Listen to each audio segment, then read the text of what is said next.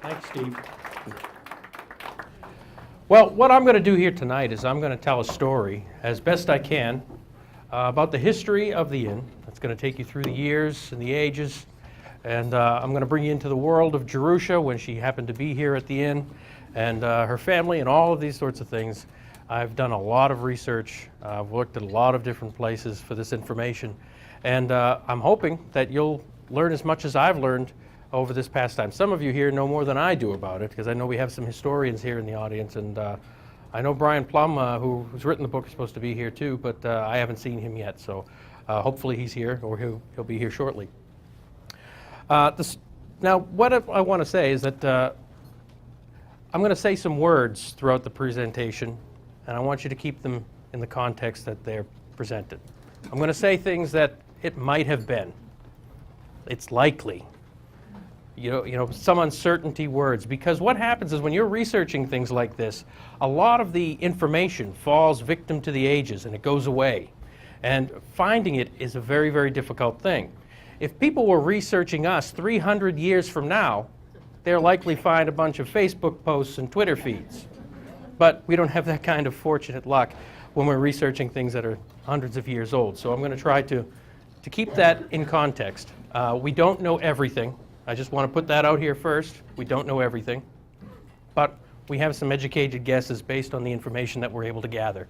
Okay, so let's go on and we'll start with this. Now the journey begins itself in a town known as Berwick in Warwickshire, England. And it begins with a man by the name of John Howe, H-O-W. I apologize for some of you not being able to see the screen. What you're going to see up on the screen is mostly dates. I'll point something out if there's something that you might be missing, but it's mostly just dates. It starts out with John Howe. Now, John was ready to leave his home. He was like everybody else that was coming over here to the New World at the time. He was going to give up his family. He was going to give up his work, his friends, everything. And he was going to travel 3,200 miles across the ocean to the New World. And his reasons for doing this were more likely the same as the thousands of immigrants that left before him. Some people came for political freedom. Some people came for religious freedoms. Some people to escape the criminal backgrounds they might have had, and most of the people came for financial opportunity because, let's face it, there's a lot of land here, and back then, in this day, the land was what made you rich. If you had a lot of land, you were a very important person. You had more control in voting. You had more say in the township.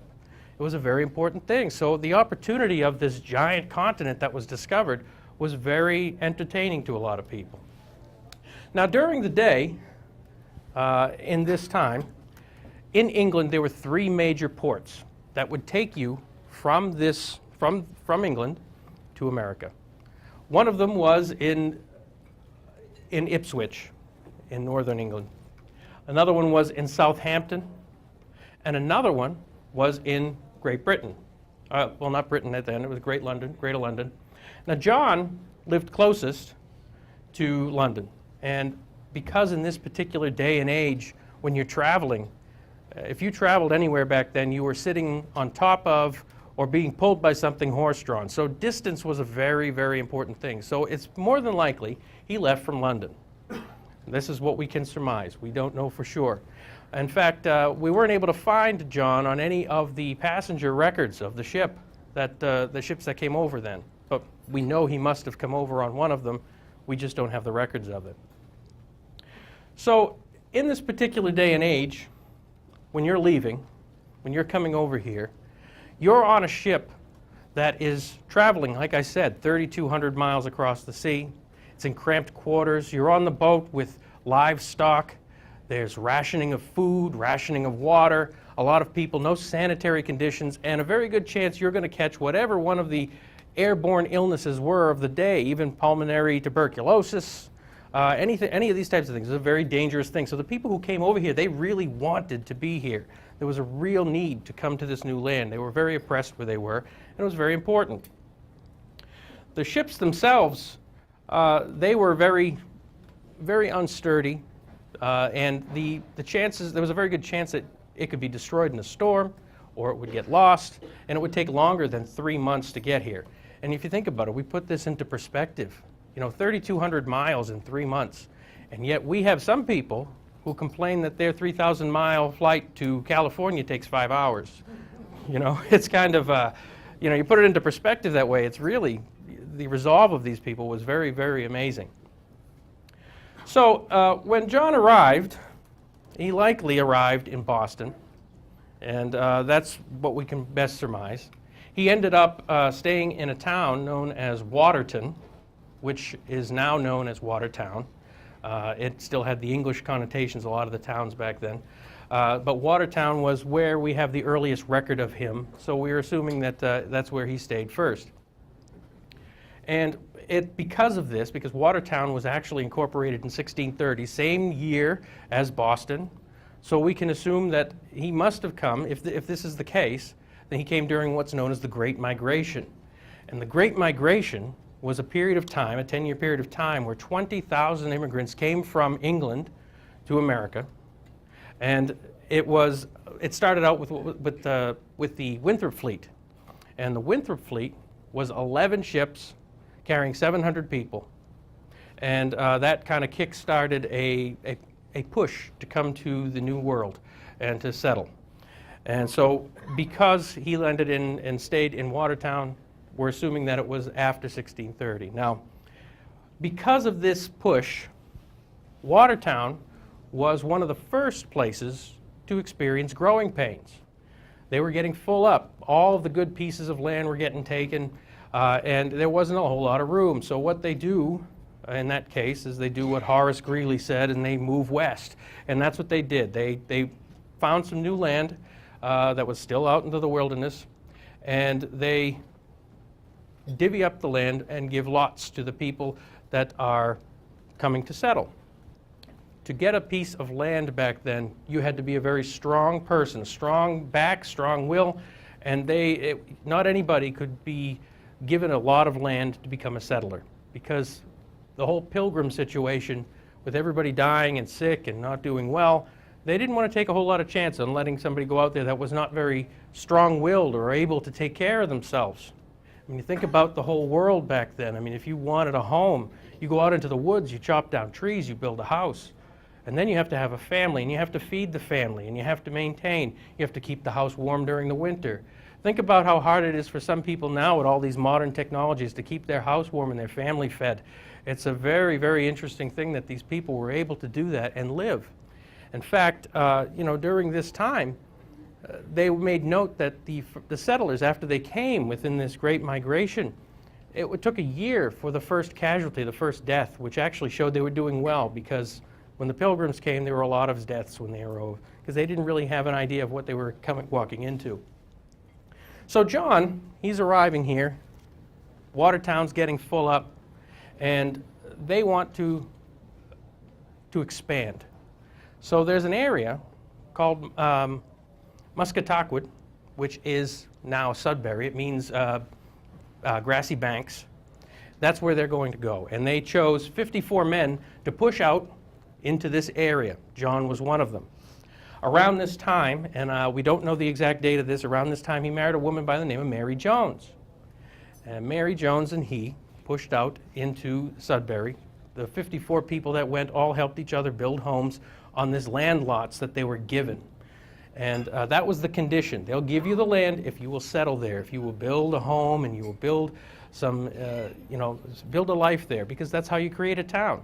A government can go anywhere they want, and if they don't have people in order to govern, they're really nothing. So they have to give the land and give everybody a shot. So in 1639, Sudbury was incorporated, and John was now living in Sudbury.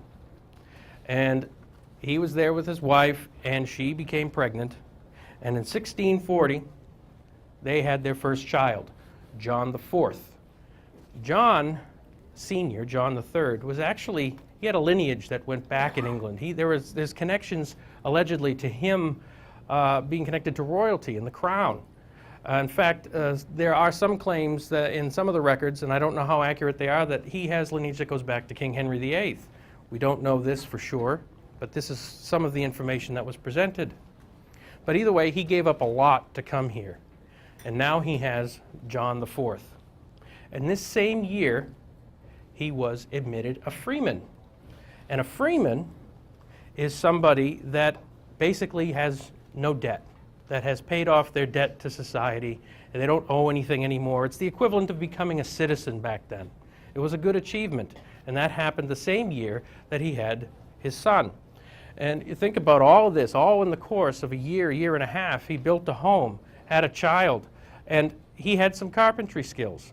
There was records that he may have been a glover, which made gloves for people, which, as you can imagine, working with your bare hands, that was a very important commodity to have. But he then built this home, and he started to procreate, because next year, then 2 years later, he had his second son. In fact, over the course of 22 years, he had 11 children. Some of them died, and that is the main reason the people back then had so many children. If you had a lot of children and they survived, which you, of course, that's your goal, they would help you with the farm. They would be a good way for income and security of the family. But because of all of the sicknesses and illnesses in this new world at the time, and not so much, there's no medicines, there's nothing that you can take to cure all of these sicknesses and illnesses, you had the chance, a very real chance, of losing children very easily. And he lost a couple of children along the way. But his second child was very key to the inn, Samuel Howe. We're going to talk about him a little bit as we go on, but he was a key element in the inn. In the world at this time, civil war broke out in England. This was also known as the Puritan War, the Puritan Revolution. The Puritans wanted to take over the government. They felt that there shouldn't have been a separation of the church and the state, and a lot of them came during that Great Migration to America. And this was the Civil War in England. So tensions were rising in England at the time. Around 1657 or 1656, after he's made this life and he's had some children, there was a tension that was growing in Sudbury. There was land battles that were going on between the new settlers that were coming down from England and the people who were here. The new settlers believed that they had the rights to the choice of land when they got here. The people who were already here, the incumbents, felt that they had the choice. So there was a battle that was going on. The choice pieces of land went to the people who arrived here first, so there wasn't a whole lot to choose from.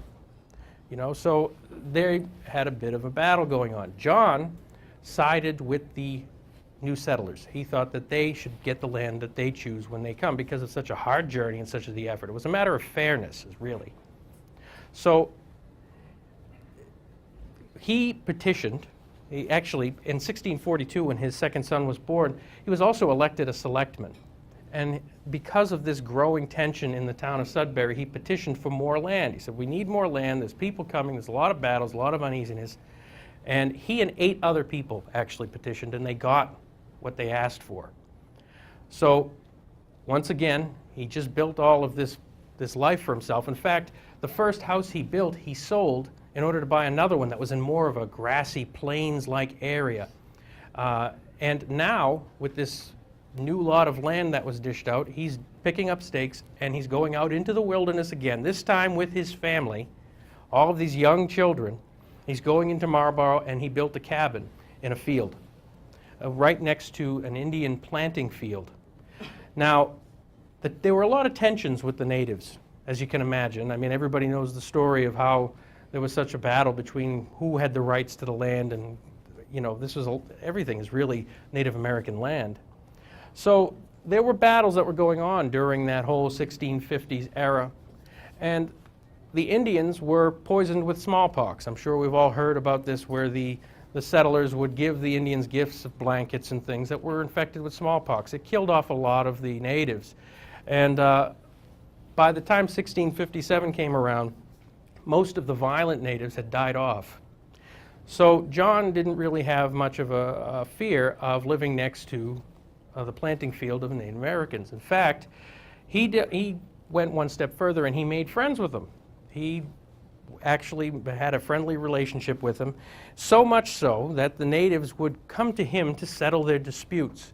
There's a famous story that's out there where one Native American was growing a pumpkin. The vine came up on his land, but the fruit blossomed on another Native American's land.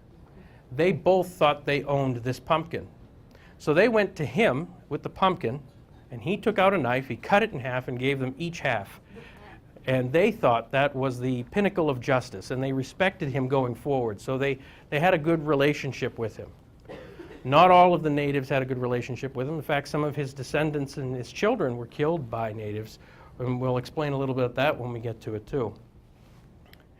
In 1661, in this new land that he settled in, which actually is the town of Marlborough, he was the first white settler in Marlborough. And now he's getting older, he's getting a little on in age. I mean, he was born in 1602, and he's getting on in age, and he wants to have some income. He gave up a lot of fortune when he left England, so now he needs something to make income. So he applies for a license to open a tavern. And actually, I don't know if anybody really knows this, but this is a pretty interesting fact. The history of the English word tavern. A tavern was a place that you could get wine only, originally. If you wanted beer or ale, you had to go to an inn, believe it or not. Over time, they started to become synonymous. And people would go to an inn, a tavern, and then because people met there, it was known as a public house, which got shortened to a pub. So a pub, a tavern, and an inn are all the same thing.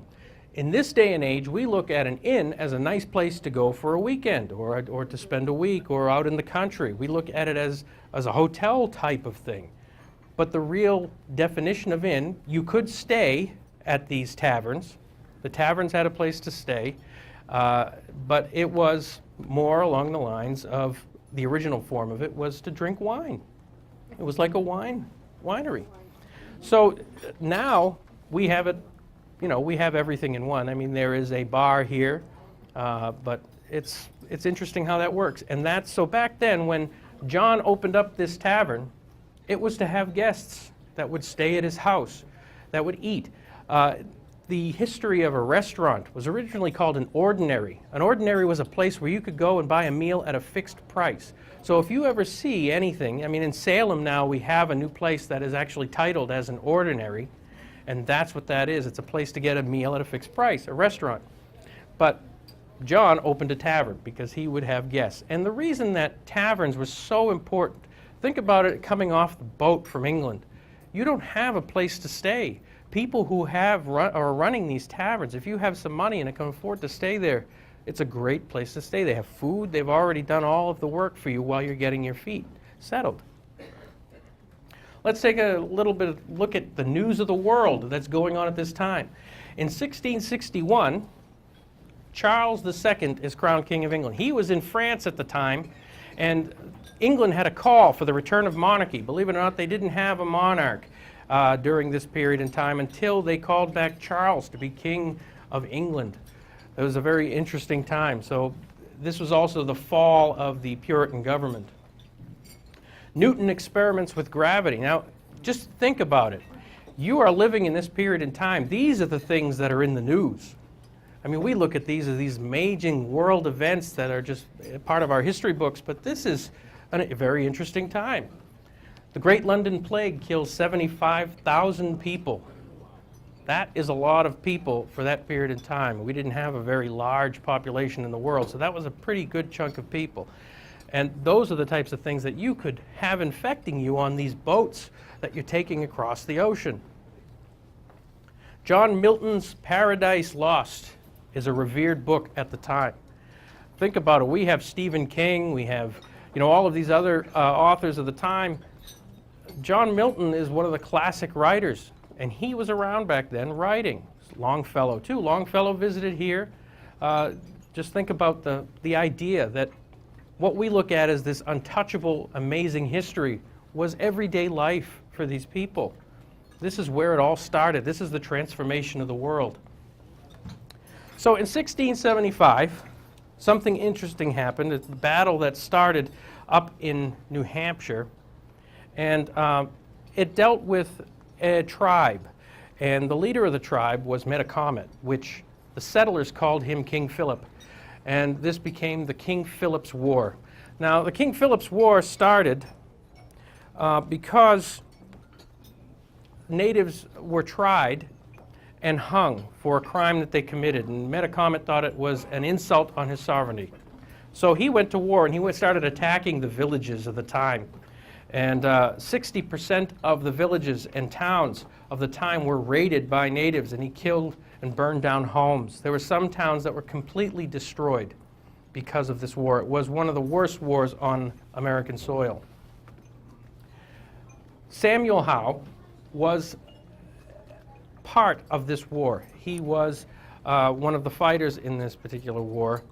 And during this time, he had some pretty bad situations happen. His brother, in 1676, John the Fourth, was killed by a Native American.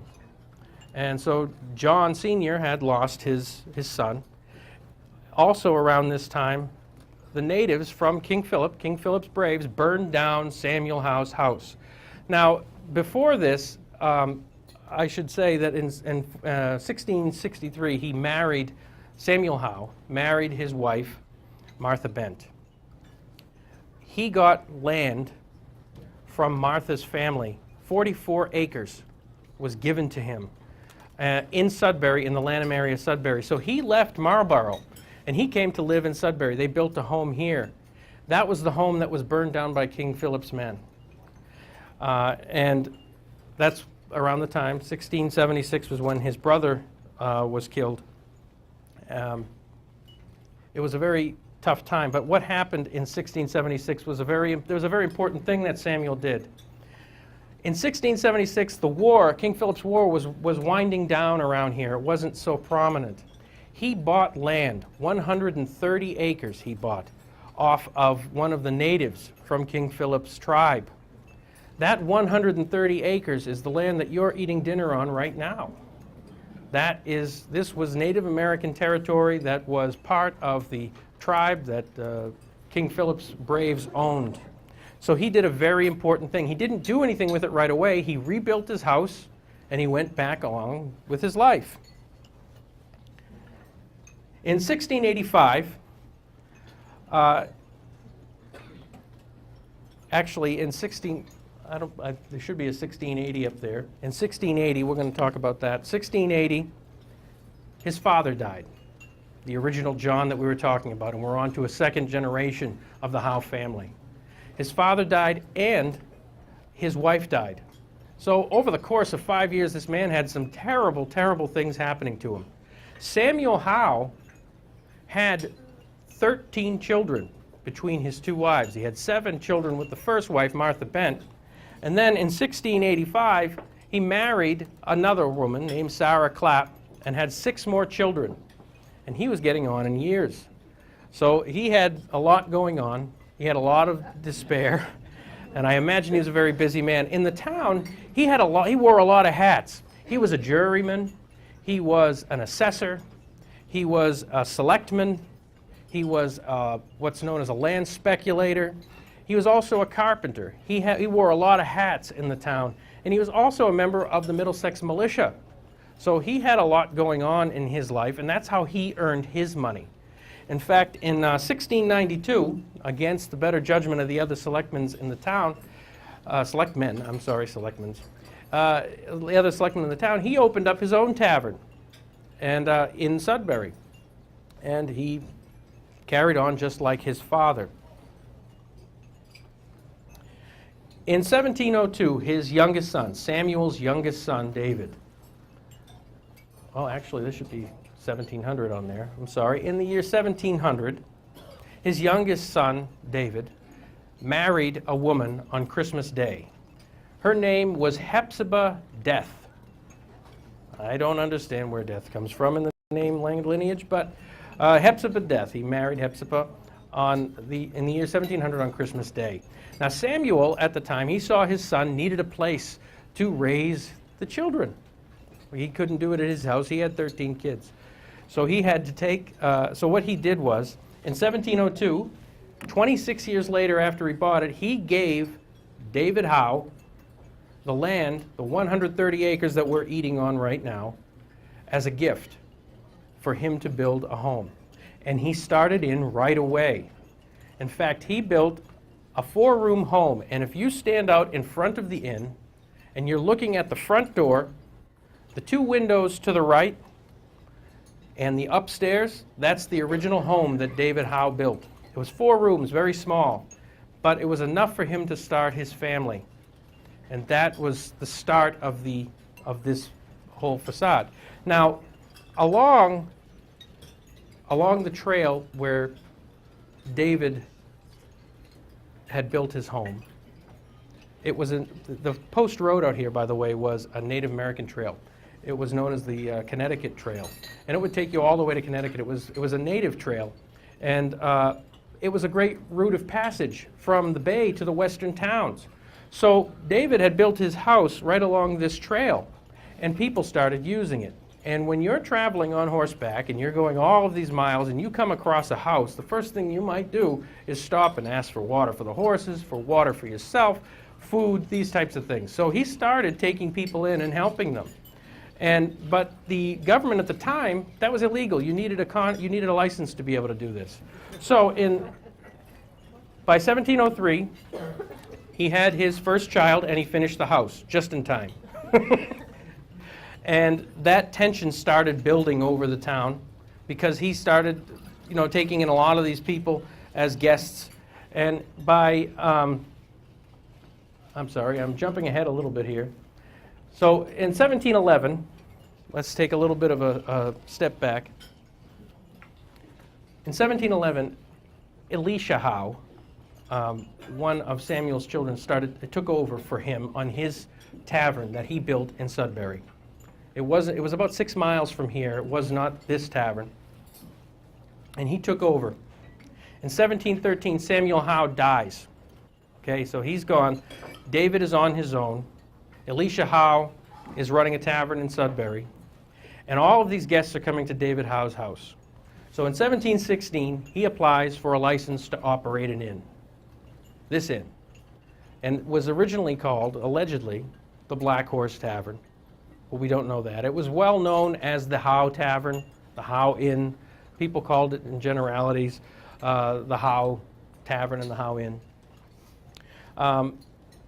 We don't have any pictures from that particular day, but the inn itself did not change for a whole lot of period of time. That bar room that you see up in the front when you're up sitting in the bar, that is one of the original rooms of David Howe's house.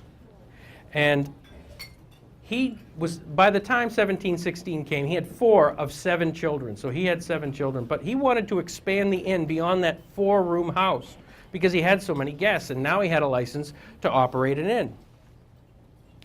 So he added on the 2 rooms, the room to the left and upstairs. So if you look at the main building of the house, that is pretty much what he added, but it didn't have the gambrel roof, the angled roof. It had a straight roof at the time, and it had nothing else around it. It was just a house with more rooms, but he was running an inn out of it now. In 1720, his last child was born, Ezekiel Howe. And some of Ezekiel's things are actually out in the cases out front that you can see them as you walk in. There's some war memorabilia that he has there. Ezekiel Howe was a colonel he was a lieutenant colonel in the 4th Regiment. He was also a member of the Middlesex Militia, and he had a pretty interesting part in the Revolution. In 1743, Lyman Howe married a woman by the name of Bethesda Stone. And in the tradition that family has, a couple of years later, now you see, in this time, if you got married, you didn't get the land because you got married. You got the land when you were having children, because that was the purpose of marriage. At that time, you married to procreate. So the very next year, when Bethesda was pregnant, they got the 130 acres, the land that we're sitting on now. And that's when David deeded the land to Ezekiel. 2 years later, David Howe dies. So now Ezekiel is in control of the inn. And Ezekiel wants to make some changes. When Ezekiel was in control of the inn, he added a new kitchen. He changed the roof from a straight roof to a gambrel roof. And he added the upstairs chambers, which we now see as the ballroom. But it wasn't the ballroom then, it was a large chamber. That's what the changes that he made to this inn. In 1763, Ezekiel gave birth to Adam Howe. And Adam Howe was the father of Jerusha, the namesake of our dinner. But we'll get on to him in just a moment. So Adam Howe was born. And then in 1775, as we know, April 19th, 1775, the revolution started. As the story goes, the British came, they were marching across the battlefield. They were told to seize the weapons and the chief command of the settlements because they were a threat. And we fought back. It was a revolution. That was a period in time where the shot was heard around the world, where they met them on the battlefield. The British instructed the resistance to back down.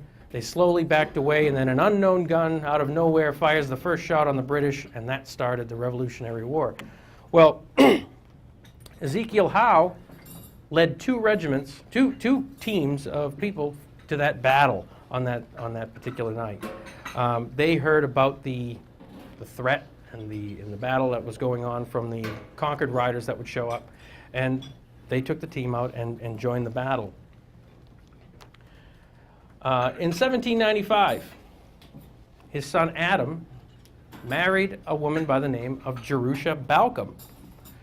And Jerusha Balcom is not, that's the mother of Jerusha that we are going to be talking about here tonight. But Jerusha Balcom was, a lot of the newspapers, such as Harper's, and a lot of the publications that were around in the 1800s spoke about Adam and Jerusha Balcom.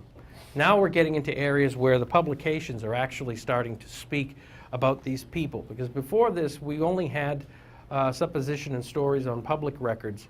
But Adam Howe they would talk about him walking through the inn in a blue frock jacket, very, very straight, very, very, a very particular man who was very interested in the lineage of his family. In fact, he was a late starter in the terms of Howe men. There's a whole period of his life where we really don't have any record of it, and there's a lot of speculation that he went back to England to try to look up the history of his family and try to get an idea of where they came from. And then he came back and he got married and settled down. Jerusha Balcom was a very strong person. They said she had a lot of manly kind of qualities, but she was very in control of the family. She ran the inn. She was the one in charge, as they say. And but they were both very nice people, as the record goes. And he would walk. If you would come to the inn and stay at that time, you'd see Adam walking around, going about his business, and Jerusha would be running the inn and serving a lot of the meals that people would eat. This, if anybody who can see the screen, this is a picture of Adam and Jerusha Balcom. Finally, we get to a place where we have some pictures. As you can see, you can kind of get the imagery that Jerusha was a very, very strong woman that would run the family. This is a picture of the house, a sketch that was done that pretty much represents what the house looked like at the time. Adam did some finishing work because he really wanted to continue what Ezekiel started. And it was very important to him to get this done. The room that I said he built upstairs, he finished it off, and he turned it into a ballroom.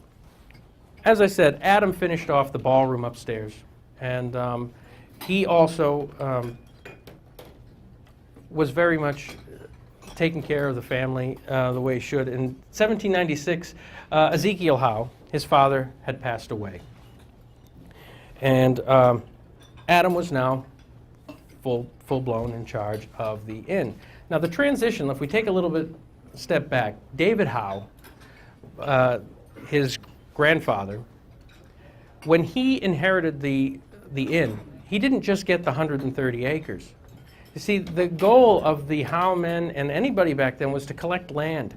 David Howe, when he inherited the inn, he inherited 240 acres, a lot of land, because they would purchase land and they would get a lot of deeds. Ezekiel Howe, between 1748 and 1796, he actually inherited 17 deeds, which was a lot of land. I mean, don't you wish you could live back then and get 100 acres as a gift, or you know, I mean, nowadays that land would be worth a fortune. And it was worth a lot back then too. I mean, that was the idea. Adam Howe, he inherited all of that. And it just got handed down through the years. When we come back to the period with Jerusha, and we talk a little bit about Jerusha, I'm going to read some of the letters that were written about her, and also how the land was divided up when it left Adam's hands. But right now, we are at the break while you start to get some dinner, and we'll come back and we'll talk about Jerusha's life. This is basically the history, the old history, bringing us up to Jerusha's time. And we're out. You got plans? You bet.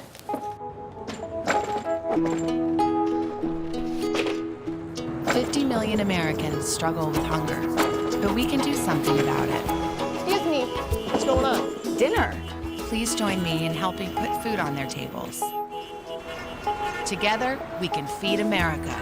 You guys keep going. I'm gonna get the plates. Plates? Find your local food bank at feedingamerica.org/hunger.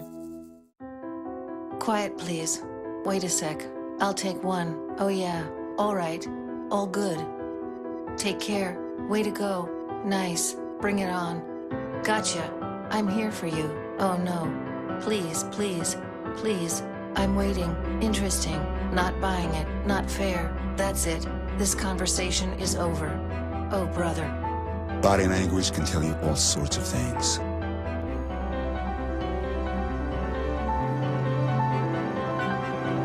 I'm having a stroke. I'm having a stroke. Know the sudden signs. Learn fast. F. Face drooping. A. Arm weakness. S. Speech difficulty. T. Time. Time to call 911 immediately. The sooner they get to the hospital, the sooner they'll get treatment. And that can make a remarkable difference in their recovery. Learn the body language, the sudden signs, and spot a stroke fast. So this next segment is kind of different because there's not a whole lot of information that's available about Jerusha. She was very much a part of the inn. She was the queen of the inn back in the day, and there's a lot of the people that lived during that period in time knew very much of her. So what I'm going to do is I'm going to try to give you a rundown as best I can about the history of Jerusha, and I'm going to read from some publications of a woman who actually wrote that about her being here at the inn and the types of things that she did. And then we're going to talk about what part she plays in the inn's history, because, you know, honestly, a lot of the historians and a lot of people, when I first told them that I was doing this, they said, well, it's Longfellow that made the inn famous. Who's Jerusha? Why do we want to talk about Jerusha? Because Longfellow's the one that really started it all. He's the one that encouraged Henry Ford to buy the inn and take it on, and he's the one that kept it alive. But you see, we're dealing with pop culture. And there's a lot of legends that go on about Jerusha. And the next segment after this, we're going to talk about what is actually my specialty. And the reason I'm here is a lot of the investigation of some of the ghostly type of stories that come along here. We have some evidence that this is probably the most active place that we've ever been, believe it or not. And it's all good. There's nothing scary here. There's nothing to be afraid of. But before we do that, we're going to give you a little bit of an idea of who Jerusha was. And we'll pick up a little bit where we left off. Now, Adam Howe and Jerusha Balcom, as you remember, the parents of Jerusha Howe, they ended up having 6 children. And 3 of them, well, actually 2 of them died very young. And one of them we don't have a whole lot of information on, was born later, and we'll talk about that in just a moment. In 1797, Jerusha Howe was born, and she was the first of the 6 children that were to be born. In 1799, she had a sister that was born, Rebecca Howe, but she died very young. She died at 4 years old. It was a very tough time, but they kept having children because that was the way back then. Like I said, you just keep going and you keep trying. In 1801, her brother, Lyman Howe, was born, and he ended up becoming the innkeeper. He took over for his father when his father passed away. And they also had a brother, Adam Jr., who was born, I believe it was 1803, I believe. My memory's a little shot on Adam Jr.'s birth. But they were the 3 children that survived mostly. The last child, born in 1807, Abiel Howe, there's not a whole lot about him, but he ended up, what we think, at least from some of the research, he might have passed away in 1845. We just don't have a whole lot of record of him. So what I'm going to do is I'm going to give you a little bit of an idea about what life was like here with Jerusha. Now, in 1819, remember how I mentioned that Adam Howe finished the work that Ezekiel Howe did on the big ballroom upstairs? He turned it into a ballroom, and they had a dedication ball. Jerusha was a part of that ball. She would attend it, and that was in 1819 when that dedication ball happened. It's believed she met a man there that was going to marry her. They fell in love, but he went back to England. Now, this particular story, I know a lot of people have heard this story about Jerusha's jilted love and all of this. This story came from a man by the name of George Hunt. He was the Postmaster General in South Sudbury at the time. He was good friends with Lyman Howe, her brother. So there's a very good chance that he knew what was going on at the time. So the story could have some merits. We don't have a whole lot of information about it. Jerusha's diary is actually up on that table up there, and I recommend afterwards taking a look at it. It's in her handwriting. All of that information is there. She doesn't mention anything about a jilted love. She was very much a person, she had a chronicler's fascination for statistics and a methodology of keeping records. She was a very, very intelligent woman. She was tall, she was thin, she kept to herself, and whether the story is true or not of the jilted love, I don't know. We don't have anything in particular. Now, she had a piano here, and everybody who's been into the museum room up front has seen it. That was the first piano in Sudbury, and she used to play it. And when you first came in here, there was some piano music playing.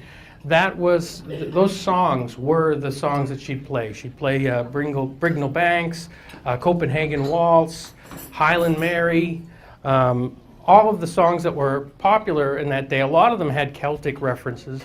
And she would play that on the piano. And because she had the only piano in Sudbury, people would come over to the inn and listen to her play. And there's a lot of people who wrote about the experience of listening to her. They used to call her Jerushi. And they would come and listen to her play in the piano. And there's references about how she had stacks of music sitting on the piano as she'd play it. She went to school in a boarding school in a distant town. And she was bred with culture. In fact, the whole Adam Howe family was pretty much a cultured family. Lyman Howe didn't ever marry. In fact, the lineage of giving the inn to the family stopped with him. He didn't have any children and he didn't marry. He felt he was too good for, or at least this is the legend. We don't know this for sure. But according to the reference, and I'm going to read some articles about this, but he thought he was too good for the local women. They were too country. And he was very more, the fastidious aristocrat type of person. And so he had an interest, her brother had an interest in astronomy. He was a very smart man. Jerusha was also very smart. And there's tales about how she would be serving the meals and such here. Now, when Adam Howe died, Lyman took over the inn. His brother also inherited some of the land. In fact, Adam Howe inherited 203 acres, and Lyman Howe inherited 246. But Lyman Howe was already running the inn, so he got the inn as well. But Lyman, even though he was in charge, he really didn't run it.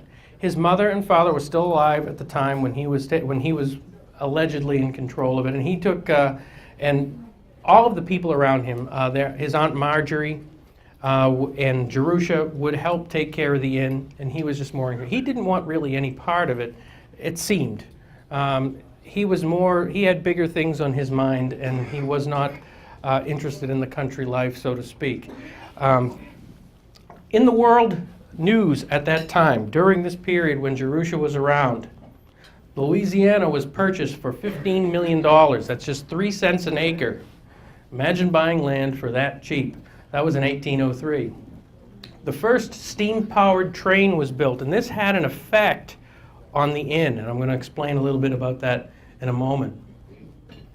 Slave trade ends in America, which was very good. In fact, there are connections to some of the history with slaves that go back even in the Howe family, but that all ended when the slave trade ended here. America declares war, and the war itself, it was the 1812. It's not the French war that we're talking about. This is the on our soil here, dealing with North Carolina, the Anglo-Saxon War that was going on at the time. Now, anybody who can see this picture here, that's the bed that you see up in the room upstairs. I know it's not an easy picture to see, but this very bed is upstairs in the room, so I suggest after the dinner you can go up to those museum rooms and take a look. When somebody would come to stay at the inn, they would share a bed. You would have to share this bed with somebody who rode all day on a horse. And that was the way it was to stay at the inn in those days. You shared the room. They didn't have a whole bunch of rooms to give away, and people came to stay. Now, when Adam Howe inherited this inn, it was doing well. The country was moving out of the war phase. Things were going really well. And it was prosperous because of the postal paths and all these things picked up at the time. There was a lot of movement going on the road outside here, so he got a lot of business and it was doing really well. But when, in 1804, something happened in Europe that it had a ripple effect over the years. The steam engine was invented. And what happens is people were taking the train places and they no longer rode horses past the inn. So there started to get a decline, and the people just didn't come by the inn as much as they did before. And during Adam's time, it was fine, but when Lyman and Jerusha were running the inn, that's where it started to have a bit of a decline. And it's because the people were not coming by the door anymore. You know, it wasn't the same world. In 1840, Adam Howe, Jerusha's dad, died. And that's when Lyman took over the inn. And Lyman, he was like I said, he was a very interesting person. I'm going to read some of these letters here. Well, there are more articles actually than letters. This first one refers to Adam Howe, and this was, I believe, this was written by from the Boston Journal. So. Adam Howe, known as Uncle Adam, as he was familiarly known, is described in a letter to the Boston Journal dated August 13th, 1868. Briskly did he move about in his long blue frock of wool, regardless of the style of his guests, while his good spouse, Jerusha Balcom, in plain calico gown, presided earnest zeal over the details of the house. So that goes back to what I was saying before, how in Adam's time, Jerusha Balcom really kind of run the inn, and she took over and took care of that. The children of Mr. Howe were refined by nature, of gentle tone and manner, not commonly met with ordinary country life. They had none of the coarseness of voice or nasal twang or roughness of diction that characterized so many homebred youths in New England. Their voices were of a quality that bespoke pure ancestry, and there is surely no more convincing argument for birth and blood than voice. These brothers were passionately fond of music, and their gentle sister, Jerusha. So that's an example of how the Howes at this time were viewed. They were an aristocratic family in a country inn. But they were very nice people. Everybody who came here enjoyed it. They didn't force that type of idea on anybody that came, and they were welcoming. They were actually very good to the people. Let's get to another one here. An article in August 1872 Boston Journal remarks of Jerusha. One thing, however, is certain. She not only persisted in living single herself, rejecting some excellent offers in her young days, but she also had a mortal dread that any of her brothers should marry, and was perpetual annoyance to young Adam during his courtship with his first love. We don't know whether this fear of relationships and commitment came after the alleged jilting. We don't know that.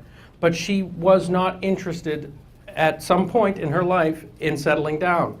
We don't know why. And she was afraid that her brothers would marry. She gave Adam a hard time.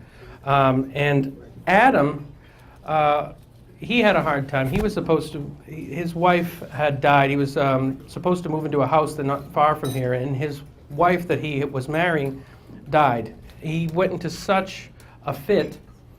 He ended up marrying a servant that worked at the inn just out of nowhere, a woman named Olive, and they moved into the house together, and not much was really written about him after that time, but he was very depressed. In the later years, Jerusha too became depressed. We're not entirely sure why, but some of her diary entries and some of the letters that were sent to her reference this. She also became very sick.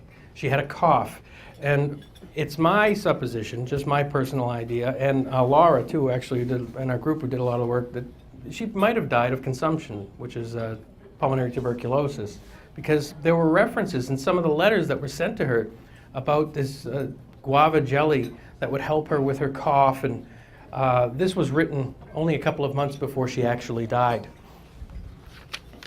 Adeline Lunt, who was a writer for Harper's Magazine at the time, wrote this about Jerusha. Miss Jerusha was for that period far above the average country girl, and one might as well say a later or present period. She possessed a great common sense combined with the refined tastes, musical accomplishments, and rare domestic qualities. She had been educated in a fashionable boarding house in a distant city. In many families of the merchants of the day, she was always a welcome guest. She was delicate in person and not much robust constitution, which kept her much at home under the care of watchful parents. Her home was truly a happy one, with devoted parents, two brothers who worshipped her as if she were a creature almost too bright and too good for human nature's daily food. She was indeed very queen of the mansion. While the other inmates presided over domestic routine incident upon the bustling claims of a thriving public house, she, like sort of a home Minerva, consecrated herself to more of an elevated, graceful occupations, not neglecting those important functions which was weaving the linen for the household use. She pursued her quiet and maidenly duties without touching the roughness of life that was so commonly playing a part under the same roof. There is a bit of a reference here that she was a bit of a homebody, but she was also very, very picky in what she did. And she was very smart, very intelligent. She had talents. And apparently the men at the time knew who Jerusha was. She was described as a handsome, attractive girl. But she turned down all of the offers that might have come to her. And one could sit around all day making suppositions or guesses of why she did this, if it was because of the jilting or if it was for other reasons. Maybe she knew she was sick and she wasn't able to settle down. Maybe she had some kind of psychological illness that she just didn't want to leave home. She was afraid. Maybe she had an habitual fears of moving out. We don't really know. I'm going to read another one here for you. These letters and these articles are a great source of information.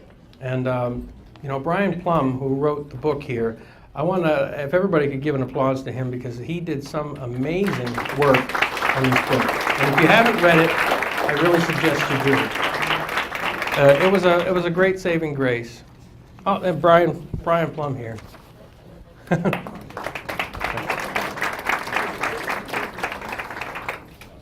This letter here actually, this article actually describes Lyman Howe, her brother.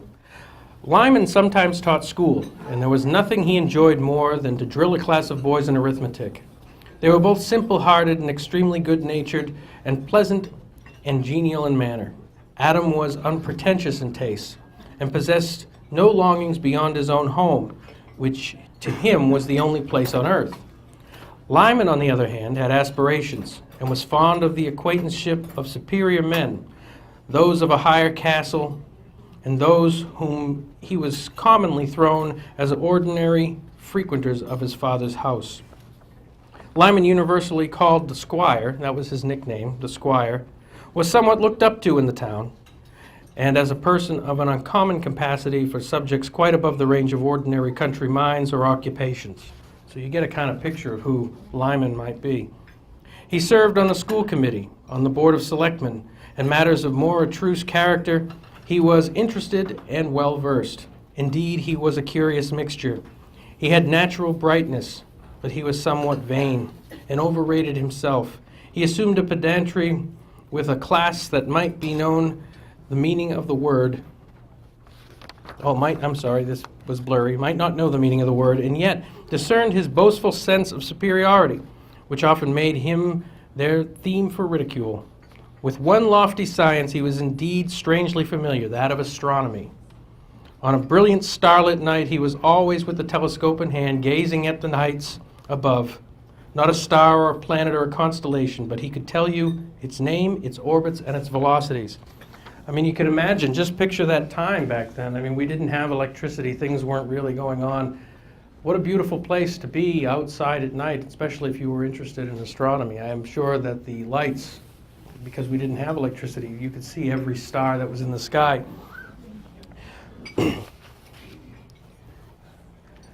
Here's one more about, I believe this is Jerusha.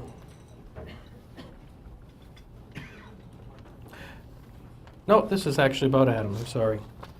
There were other things of which he was vain. He was proud of his family and his coat of arms. This is Adam. Her father, Jerusha's father, like I said, was very interested in the lineage of the family. It was very important to him.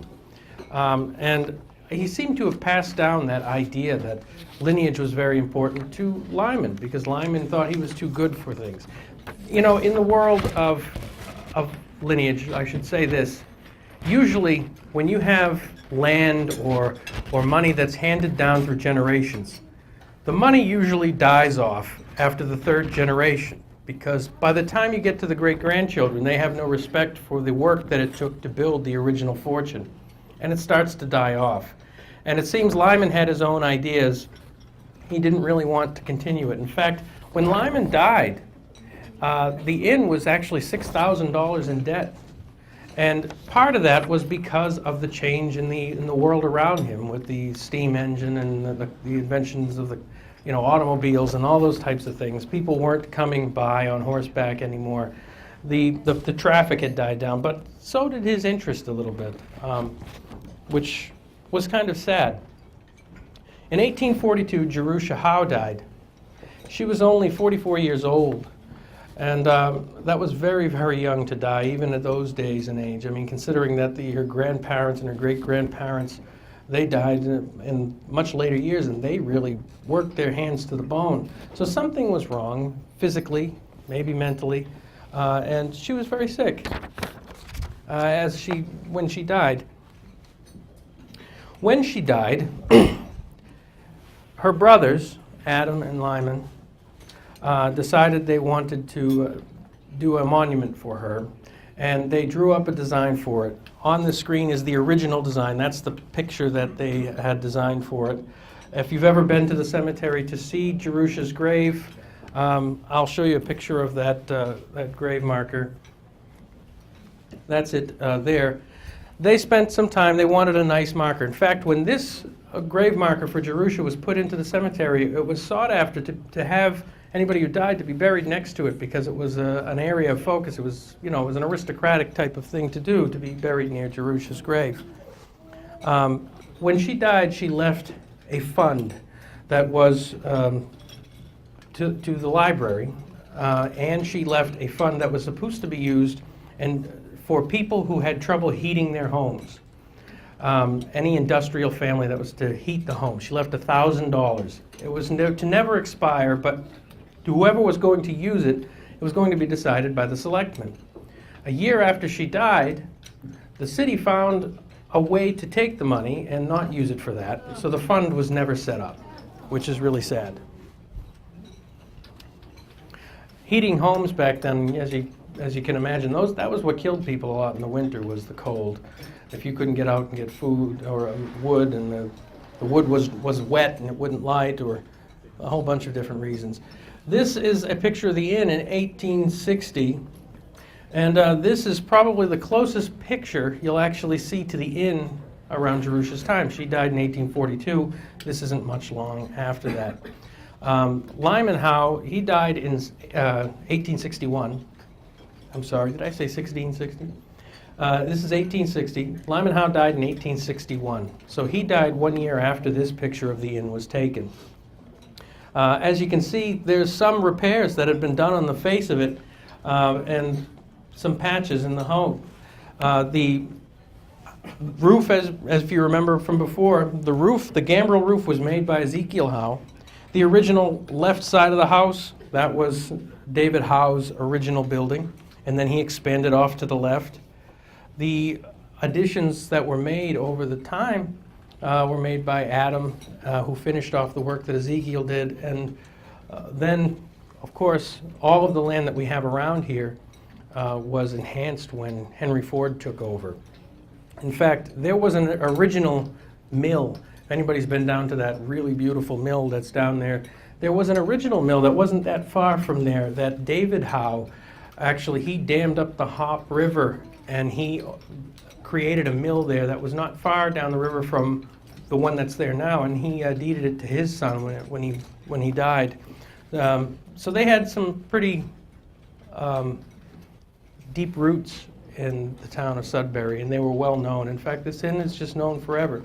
You know, I was thinking the other day, my forte is science. I'm not a historian. I've done some research here for this night, but I was thinking, you know, you watch those old science fiction shows where they have a time machine, and they want to go back in time, so they get inside the time machine.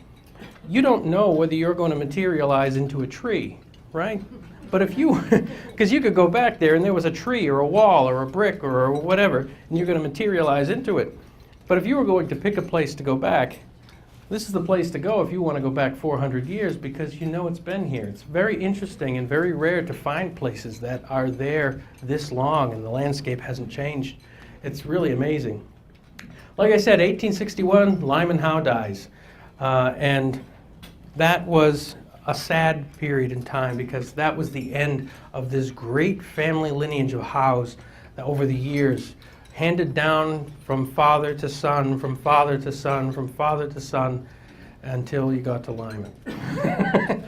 But, you know, you think about all this history, we're talking about hundreds of years, how many people have things from their great-great-great-grandparents? I mean, it's very rare to have, especially a beautiful place like this, to actually still be around. In 1862 is when Longfellow visited. Lyman was already passed, but Longfellow wrote about Lyman in there as the landlord, because it's funny, Longfellow actually heard about this place through some friends who would come here in summer. They'd spend the entire summer here at the inn, and they would go back and talk about it and really build it up. They really enjoyed coming here, and he was very curious, and he came and spent some time at the inn because of their recommendations. So word of mouth advertising even worked back then. Now we're going to take a little bit of a break, and when we come back, we're going to go into my world, where I've been, and my team here have been experimenting with things as far as equipment goes, and some evidence that we've captured. We've had some amazing experiences, and we're going to talk about the letters that are upstairs, because we're probably the first group that's ever actually gone through all 3,000 plus letters to pull out the paranormal related letters. And some of those letters are in the pamphlets that you see, that you have, that you were handed out. And I want to point out too, the picture that's in there of Jerusha, that's a forensic picture that I put together using composite of her parents and her brother. It's the only picture you're going to see possibly that might be her. There was a rumor that a picture of Jerusha existed in 1958, that somebody had it, but it got stolen. We don't know if that's a rumor or if it's true, but there are no real tangible photos of Jerusha available. So the only way I could get an idea of what she looks like is to take her brothers and her mother and put together the pieces. It was done scientifically. Every person inherits a certain portion of their looks from, especially if they're a first child, they're going to inherit the certain features from the mother, certain features from the father. So I took those features along with her brother, and I made the face. So you're the first people to actually see this composite. We kept it secret until now, so that picture that you see is a first. And the letters that you see in there are specifically related. Steve is actually holding up a silhouette that is believed to possibly be Jerusha. We don't know for sure. It was marked in the archives, if I'm not mistaken, as Jerusha with a question mark. So possibly, yeah. That's right. So there's some interesting stuff. The letters that are in the pamphlets support the evidence that we captured, and we're going to talk about some of that. It's just an amazing story. So enjoy your dinner, and I'll be back in just a bit.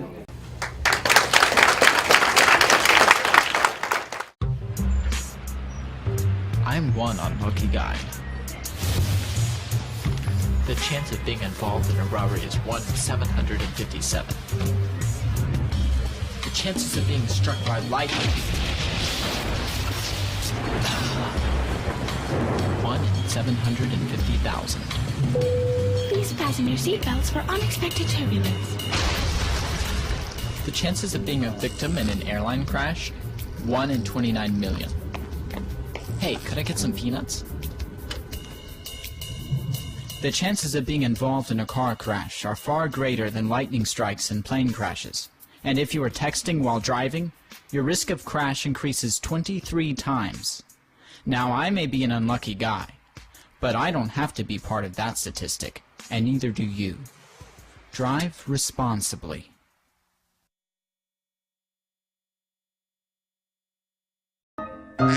This is Ducky Duck.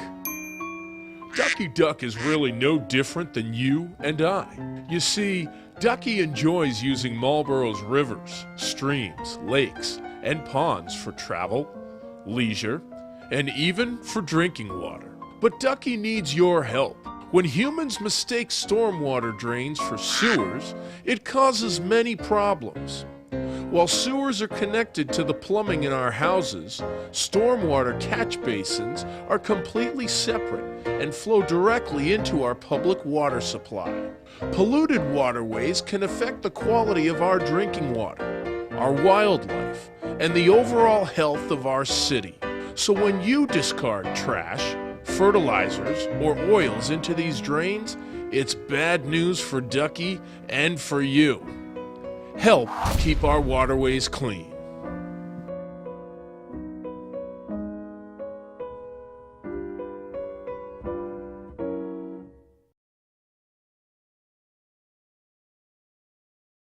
We're going to continue this with, this is the more controversial side of this entire night, I suppose. How many people here actually believe in ghosts? Very good, very good. And that's actually goes along with the statistics. It looks about 80%, so that's about right. I've been doing this for quite a while now. I'm going on, 8-9 years of doing this research, and coming here to the inn has always been a staple of our research. And the reason being is that most of the time that we come here, we get evidence. And now, Boston, actually, I'm the founder of a thing called the New England Center for the Advancement of Paranormal Science. And I merged with Para-Boston a couple of years ago, 3-4 years ago. And we are a very, very strict scientific group. We do not use psychics, we do not use mediums. Not that we're taking away from anybody, but we want stuff that's tangible that we can analyze. And we go out of our way in the terms of science. I mean, for example, we do spectrum analysis, we do phonetic analysis, we do stuff to make sure we have evidence that is very solid and very convincing to us, so we know we're on the right path. We also do a lot of different experimentation with equipment. My background is in biomedical electronics engineering. I worked for a research and development firm for many years where I would build inventions. People would come with ideas, and I would have to build the electronic version of it and get it out. I have patents to my name, and that's my forte. When I started doing research, I got in and I started doing a film. I did a film called 14 Degrees. In fact, my cohorts that helped me with the film are sitting here tonight, too. That started me on this path because I realized that the equipment that people were using it wasn't something that was very tangible. There was a lot of holes in it. So I started redesigning equipment and I started building my own equipment. But when we came to the inn, and I'm going to go through all the experiences we had at the inn, and because of our technical difficulties, I'm going to try to play the audio through this microphone. Hopefully you'll be able to hear it well enough. If not, if you want to see me after the dinner, I'll be glad to play it for you on the laptop. And we also have this on our website, paraboston.com, so you can hear all of this evidence there too. So what I'm going to do is I'm going to explain a little bit of what happened. Now, when I first came to the inn, I came with a group called Boston Paranormal, which the founder of Boston Paranormal, Tom Elliott, is over here sitting at this table. And we came out here and we had about 11 people that were in the room, between, 9 and 11 people, that were in room 9. Everybody's heard about the stories of room 9 and all of this stuff. Now, ghost stories to the inn are not actually that recent. In fact, back in the 1860s, there was a claim. A woman, one of the maids, servants at the inn, actually saw half of a woman going through one of the rooms, and it was dubbed the Hobgoblin Room. In fact, during the 1920s, they were talking about getting Harry Houdini in here to actually investigate it. So the stories of ghosts in the inn, of course, any old inn is going to have tales of ghost stories. It's part of the charm. It's part of what makes it unique. And so when we came here, we take things with a grain of salt. Part of this could be legend, part of it could be true. But you know, every legend is based with some element of truth to it. People do have experiences. And so when we're talking about this place, we were surprised because we actually got tangible things that we felt were scientifically verifiable as far as activity goes. What they are they ghosts? We can't say we have a ghost. A ghost is a label that you put on something. What we have are experiences. We don't know what they are. We're not going to make a determination that these things are disincarnate humans. We're not going to make any of those jumps or leaps because that's not the scientific correct way to do it. We are going to talk about the experiences, and they are unexplainable. And so the first one that we had, actually, a lot of this stuff is documented in the letters upstairs. How many people have been in room 9? Wow, a lot of people. Very, very good. Okay, so you've heard of the Secret Draw Society, right? Has everybody heard of the Secret Draw Society? Who hasn't? Okay, I'll explain it. Over the years, guests of the inn that were staying in the inn would write little notes, and they'd leave them in the cracks and crevices of the room for the next guest to come and read. And it kind of got carried away because thousands and thousands of letters were written. A lot of them are about how I had my anniversary here, my wedding, I had a great time here, the meal was great. But sometimes people are writing about these unusual ghostly experiences that they have, and that was the stuff that interested me and my team. So recently, and this is just recently, we went up to the room and we sat there and went through every single letter in that room. And we scanned the ones that are paranormally referencing. And we were so surprised because evidence that we captured that we didn't know there were claims of this, all of a sudden were in letters, some of them going back into the 70s and 80s. people were having these experiences. And we just had this experience happen, and we didn't know it was supposed to happen according to the legend. It wasn't. So we had it verified after the fact. It was very interesting. The letters are very, very much an interesting part because they're unsolicited testimony. This wasn't somebody who was sitting trying to make a show for a radio program or a television program. These are people that just felt the need to say, hey, this happened to me in the middle of the night. Yes, some of them could be exaggerations because of the legend. Absolutely. We look at that as well. But there are a lot of them that are very, very sincere and tie into evidence that we actually captured. So we look at it a little more serious eye nowadays. The first, everybody's been who's seen room 9. This is room 9, and I have this here, and I guess I should move this right now. I'll explain what this is in just a moment. That's part of the television crew, so I can't, I'm sorry. So everybody's been in room 9. There are certain areas in room 9 that seem to have more activity, claims of activity, than others. Over near the bathroom is a hot spot, allegedly. Near the front window on the left is a hot spot, allegedly. When I was there with Boston Paranormal, we experienced knocking. Now, we had a bunch of people in the room. This is back to the original story that I threw myself off on a tangent. But we were all in the room, and we were asking we're asking for something to give a response to a knocking. And we actually heard a knocking on the door. Now, it was a pretty good sounding knock. Everybody in the room looked at it as if somebody was going to come into the room. And this was on the little stairway, the narrow stairway in the back of the room, which is very creaky and steep. Nobody could have really run up those stairs and down without us hearing it. It is very, very loud. When you're just walking on them, it's very loud. But somebody knocked on that door, and there was, one of our investigators was right beside the door when it happened and opened it up right away, and there was nobody there. And I'm going to try to play the audio for you of that knock because we were lucky enough to get it on audio. And I hope this will go through. We're going to try it. New experiment. Can you bang on the floor again?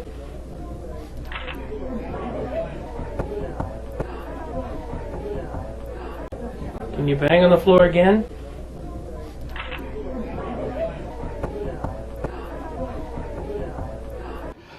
That was astounding to us. It was our first real experience here, and we're like, well, that doesn't make sense. How could something knock on that door? And for everybody there, we had so many witnesses to this.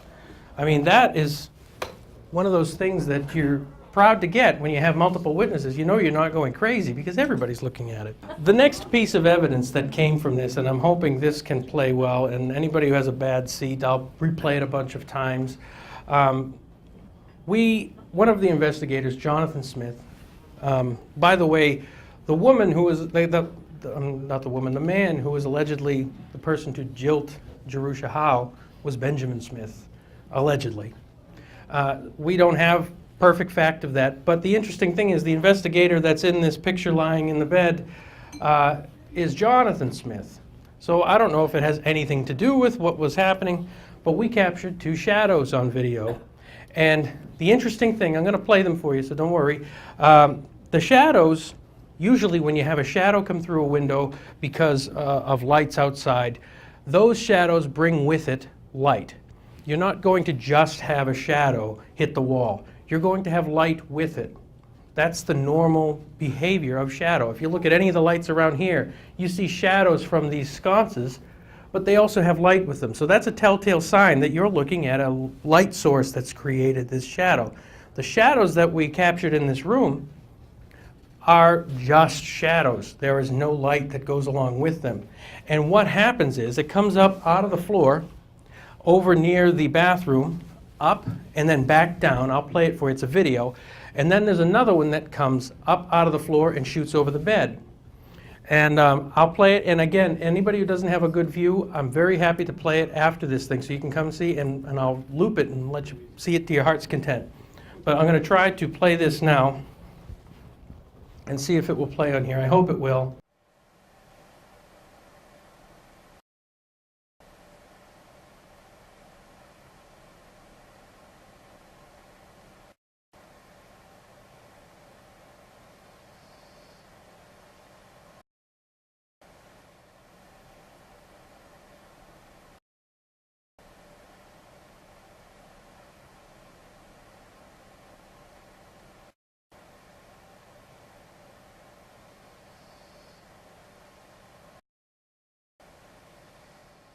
It's one of those pieces of evidence that's like the Holy Grail for us, because to get something this clear, he had a very good camera on there, and all he did was leave one of the lights on. He sat there, faced the camera into the room, and he just let it record. And he looked at this and found 2 shadows the next day.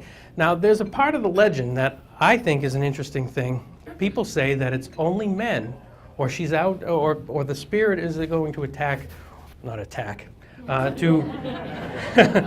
to make yourself known to men. But when reading the letters, here's an interesting statistics. That isn't the case. Most of the letters are written by couples who both experienced something. And even if you stripped it down, most of the letters that were written about experiences without couples were women, and then men. So it really isn't the case that we found after doing research with some of the testimony that men are the prime subject here. It's kind of a mix. And women are more likely statistically to write about it than men would. But just the evidence that we have suggests that it's not really men. It could be anybody in the room. And we don't have proof, I should say, that this activity is caused by anything having to do with Jerusha. We don't know for sure. We're not going to leap and take that thing, but the fact that it's happening in her room is interesting. And there's some other things that suggest that it might be related to her. Fortunately, that's the only video evidence we have. We have other audio, which is really interesting. I came here to investigate one night, and I was staying up in the room, and I had with me an old recorder that I had, an old audio recorder, and I wish I had a better one. But at that time I didn't have. And I left the recorder going on the dresser, the one that houses all the letters, and in the middle of the night. In the middle of the night I heard piano music. And I'm thinking to myself, now middle of the night meaning 3:45 in the morning, so this is certainly not, I know it wasn't the audio from the speakers, because I went outside the room to try to find it. And I could not find it. In fact, you couldn't hear it outside of the room. You could only hear it in the room. And it sounded to me like somebody fumbling on a piano. That's what it sounded like. Now, this picture that you see up here, if anybody could see it, and this is also on the website too, so if you don't, you feel free. But this is what's known as a spectrograph. This is how we analyze all of our audio evidence. It tells us about every single frequency in the spectrum. We analyze everything, and what it's picked out here are very clear piano notes that are in tune. They're actually not out of tune, which is very interesting. And there's only a small section of them, as if somebody was fumbling on a piano. Very, very interesting. The piano here hasn't been played in a very long time, and it's not in tune. So it couldn't have been the piano in the room. In fact, that room is alarmed. Unlikely that anybody of the staff would go in there and start fumbling on it. Even if they did, it wouldn't be loud enough to make it through to the room, and only in the room that I was staying. So I'm going to play you that piano music. Now bear in mind that the sound, because it was on a crappy recorder, you're going to hear a lot of hiss, but you're going to hear the piano notes. So let me play that for you.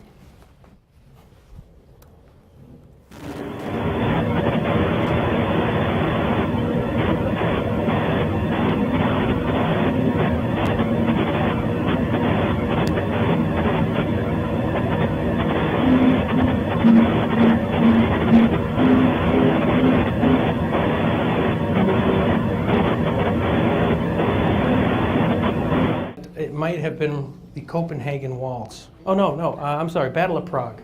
Battle of Prague. Jerusha used to play the Battle of Prague, and if you listen to the Battle of Prague, even just search for it on YouTube, there's a section in the middle that sounds a lot like the fumbling here, but it continues. This is just a segment. It stops, and then it continues.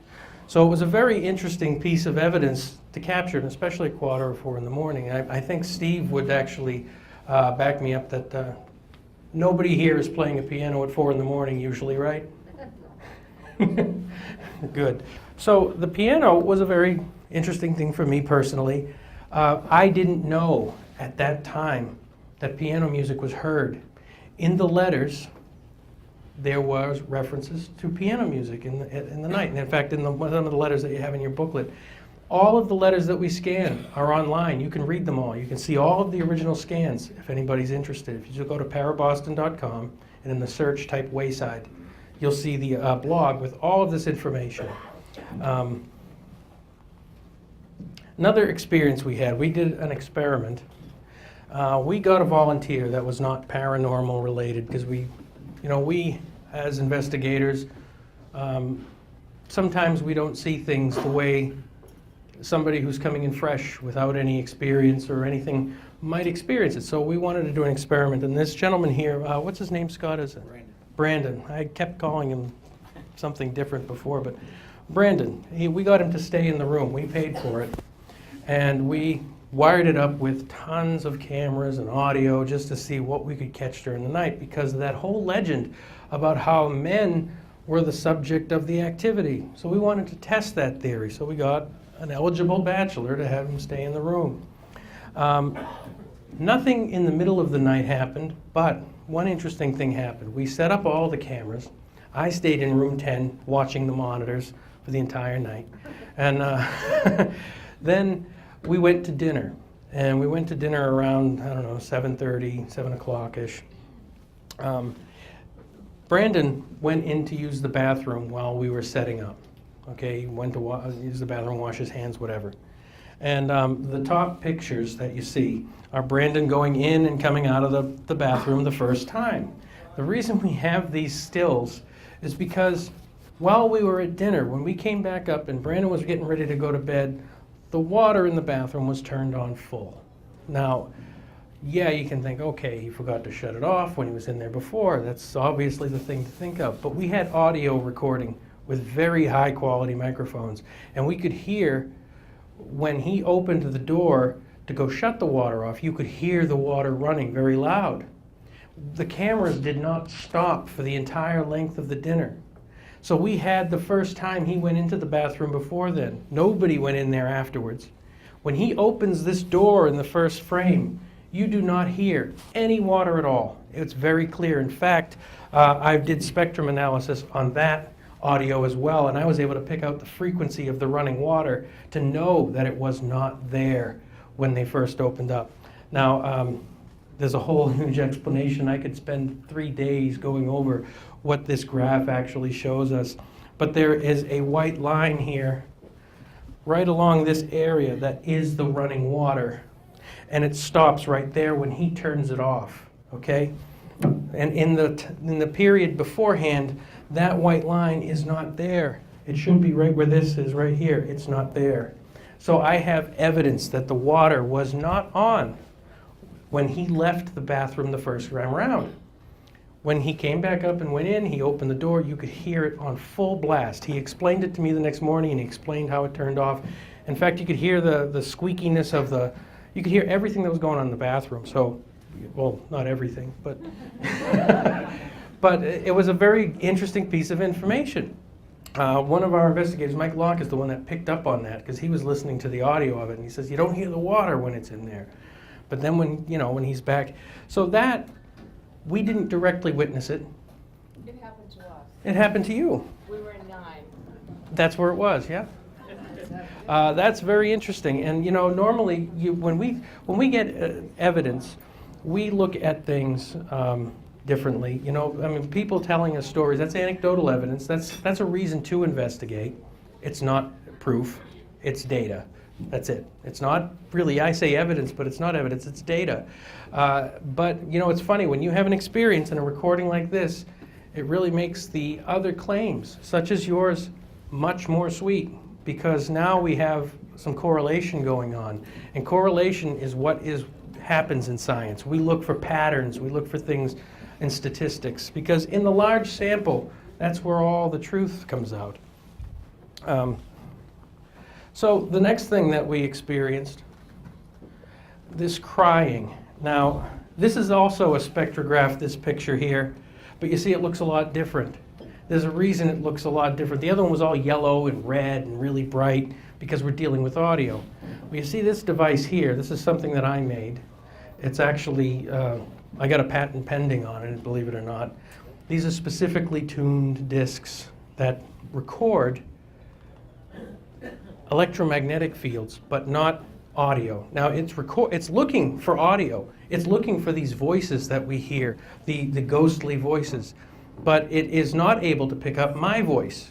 I could scream. We could bring this to a rock concert and do research, and it's not going to affect it. So what you're looking up there, the reason it's so purple is that the background noise isn't there. But yet there's a couple little light splotches, and what you're seeing there, and I'm going to play this for you, this shook us. This happened the same, I believe it was the same investigation as the bathroom experience. The same night. The same night as the water turning on.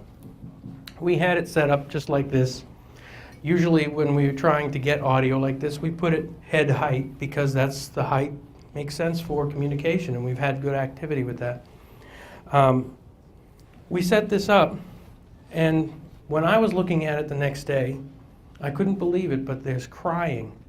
I mean, not just I mean bawling. And that's what you're seeing in these little white lights. And I'm going to, these yellowish, purplish things that you're seeing.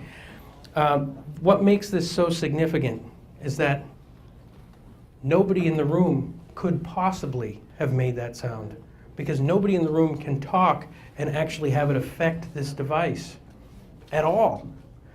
We analyzed fields with this to get an idea, not only just for voices, but for electrical wiring in the walls to get patterns, so we know what we're looking at when we get activity. We sort every little piece out. I'm going to play for you this crying, and hopefully you'll hear it well. I enhanced it volume-wise for this night because it's low volume. We're still working on the right formula to get this tuned so perfectly that it's nice and loud, but it's coming along, but this particular one has low volume. So I'm going to play it for you. Hopefully you can hear this well.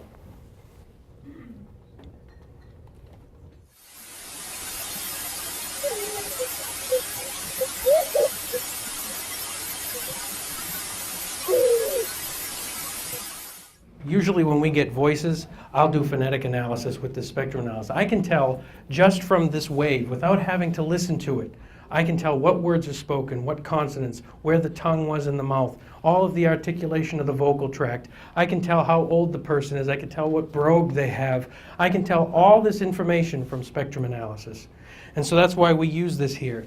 This particular recording is in the right frequency range and spectrum for a woman crying. And so it ties in with what we're hearing, it's confirming what we're hearing, and it was recorded. It is not audio. It is electromagnetic. Now let me explain what that might be. In the world, we have an electromagnetic field. It's everywhere, over the entire universe, and we see it and experience it every single day. Light is a part of the electromagnetic field. Radio waves, microwaves, gamma radiation, heat. If you're feeling heat, that's electromagnetic energy. And we examine this entire field. The interesting part of it is it can travel in the same complex pattern as audio. So it's almost like audio that you can't hear. And that's how, if you've ever watched the television shows, that's how EVPs get into the machine. The electromagnetic fields actually affect the coil and the cartridge of the microphone, bypassing the diaphragm and getting inside the device. So that's how it's getting in there. I'm able to replicate it in a lab. I can make that happen. But the ones that happen naturally are the ones we're trying to catch. This crying is a perfect example, and it proves my theory that the voices that you see, or that you hear on your recordings, the people that record this stuff, it's electromagnetic in nature. That's why I'm tuning these things, and I'm making these devices specifically made for this kind of research. It's a very fascinating field. So the final answer is the inn haunted. I will not jump to any conclusions to say there are ghosts here. It's funny, thinking, I investigate paranormal activity. I'm not a ghost hunter, okay? It's kind of like people who look for Bigfoot, right? And they say, oh, it's an Eastern Bigfoot, a Western Bigfoot, it's this big. How can they slap labels on something they haven't even caught the first one of? They really can't, and I'm not about to do that either. I believe wholeheartedly that there is paranormal activity in the world, unusual, unexplained things, and my personal opinion is that there is an energy X, an energy that we have not yet discovered, that is having an impact on our environment of the measurable energies around us. Think about the 1930s, when they discovered that the sun was actually a bunch of atomic explosions. Before that, they didn't know what atomic energy was. They had no idea that that was the case. They've discovered a new energy, and I think the paranormal world, the paranormal realm, has something to do with that. We're looking at the wake, but we can't see the boat, if that makes any sense. So that's what I think is going on in this world. As far as the inn goes, I've never experienced a place with more genuine activity that is captured, that we can capture and analyze and is tangible.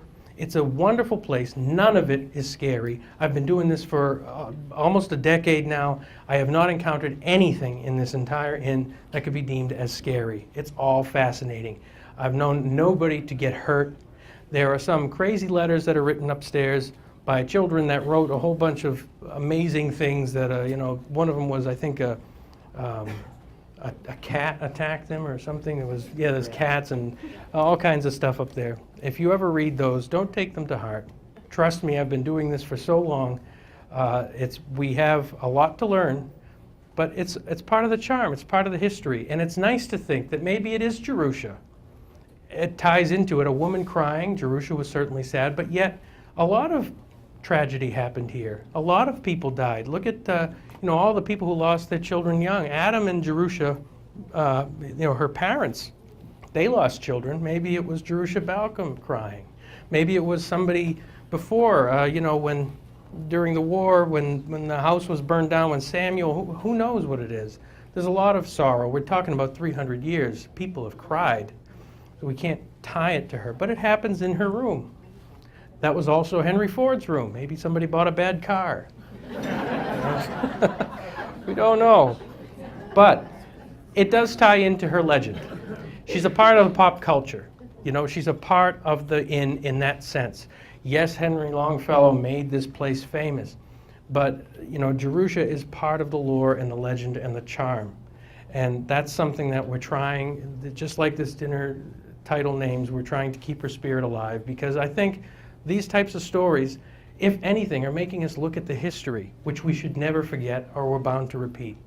So we want to make sure we look at these things, and it's a part of the charm. I love it here. I think it's a great place to come, and I hope everybody here had a good time tonight. Did everybody have a good time? Good.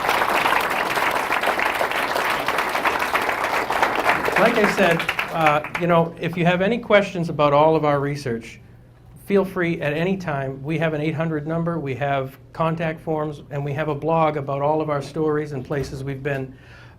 Feel free to take a look. We'll take any questions. We have no problem helping out if you have any questions about experiences you had. And I have to say, I'm very happy to hear somebody who had the water experience. I haven't met anybody other than my group that has had that experience, so I think it's fascinating. And some people make the claim that it's the plumbing. Here's the plumbing claim. This is the idea. You go in to wash your